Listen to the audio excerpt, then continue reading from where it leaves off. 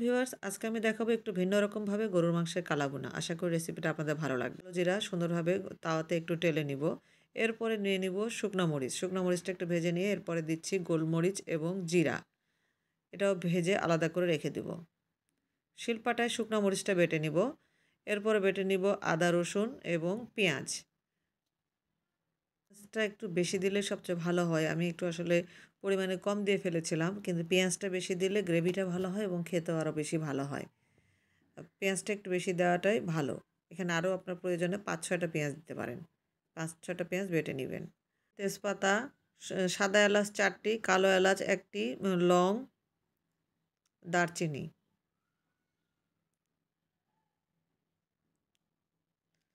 দিয়ে দিচ্ছি বিরিয়ানি মশলা ৩ চামচ। আদা রসুনের পেস্ট, সাথে পেঁয়াজ বাটা এবং মরিচ বাটা। জিরা বেটে ১ চামচ। এরপর দিচ্ছি ধনিয়ার গুঁড়া ১ চামচ। দিয়ে দিচ্ছি পেঁয়াজ কুচি। এরপর দিয়ে দিচ্ছি স্বাদমতো লবণ এবং হাফ কাপের মতো সরিষার তেল এবং হলুদও দিয়ে দিলাম। দিয়ে সুন্দরভাবে মাংসটাকে মাখিয়ে নিয়ে চুলায় তুলে দেব।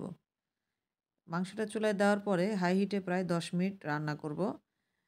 এরপরে আমরা মৃদু আঁচে মাংসটা আস্তে আস্তে রান্না করব। মাংসে পানি দিব না, কষিয়ে কষিয়ে সুন্দরভাবে আমরা সময় নিয়ে মাংসটা রান্না করব। এভাবে কষিয়ে কষিয়ে যদি দেখা যায় মাংস একটু সিদ্ধ হতে সময় লাগে, সেক্ষেত্রে সামান্য একটু গরম পানি ইউজ করে মাংসটা সিদ্ধ করতে পারেন। এরপরে মাংসের পানিটা শুকিয়ে আসলে দিয়ে দিব ভেজে রাখা কালো জিরা। কালো জিরা দেওয়ার পরে প্রায় ৪ থেকে ৫ মিনিট কষাবো।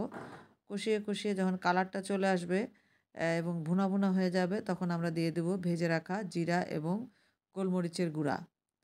এটা দেওয়ার পরে ২-৩ মিনিট নেড়ে চেড়ে আমরা নামিয়ে পরিবেশন করব মজাদার কালাভুনা। আশা করি এভাবে আপনাদের কালাভুনা খেতে ভালো লাগবে। দেখা হবে পরবর্তীতে নতুন কোনো রেসিপি নিয়ে। আল্লাহ হাফেজ।